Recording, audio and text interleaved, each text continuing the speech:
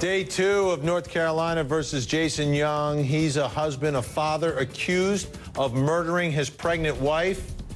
But they also had a second child, a 2-year-old daughter who was found at the scene of the murder, found in the bed with her dead mom. And I think at the center of all this, the answer to our question may be in why he gave up custody of that child. Joining me tonight to talk about it, family law attorney Janelle Weinstein, also with us, psychologist Erik Fisher. Thank you both for being here. I want to play for you, and Erik, I want you to take a listen to this. Meredith Fisher testifying. Now, you have to understand the agreement here was that Meredith Fisher, the sister-in-law of the defendant, the victim's sister, the little girl's aunt, wants visitation with her niece, right? Is fighting for it, hires lawyers, and all of a sudden she's surprised as to what her lawyer told her, and she testified in court today about it. Take a listen. Any attempts to talk to Cusotdy on the phone, schedule a visit, cards that we sent, gifts that we sent were returned to sender, completely cut off. I thought we were about to reach an agreement for a visitation schedule, which is about a weekend every month and then about a week over the summer.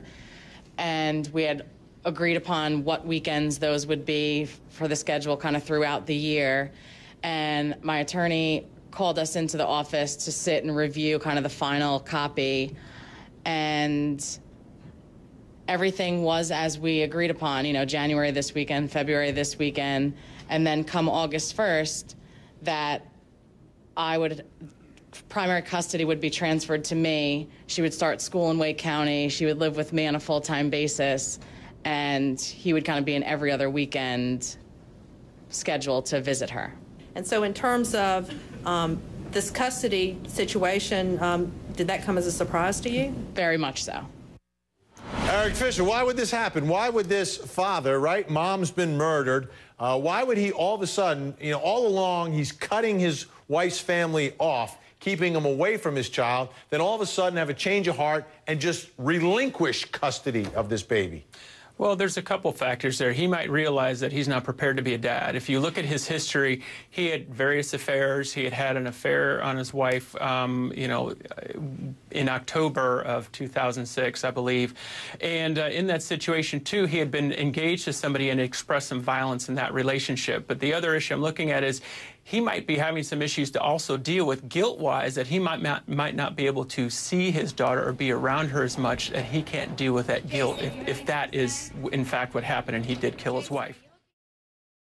This guy never, ever told his story. Investigators wanted to speak to him.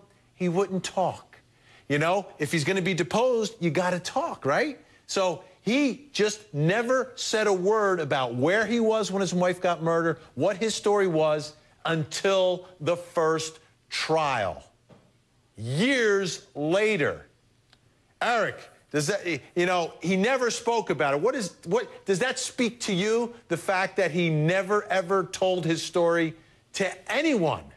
Well, anyone. There's a lot of history of control in his relationships, and he wants to control and manipulate a lot of things. To a lot of people who are kind of closet sociopaths, it's a game to them, and the way they use people and manipulate is a game. And in reading the articles on the stories, it almost seemed like the prosecutor was surprised when he did take the stand, not expecting it. So he might have felt like he had one up, but keeping all those stories straight and keeping all the details straight is difficult, especially as things seem to be maybe closing in on him, and he might feel some of that pressure. So absolutely, and you can also surprise prosecutors at trial, and it worked to a certain extent, except now there's a second trial because he only convinced 8 of the 12 jurors last time around. Janelle Weinstein, Erik Fisher, thanks so much. Erik, you got to stick around. Janelle, great to see you. Up next, we'll talk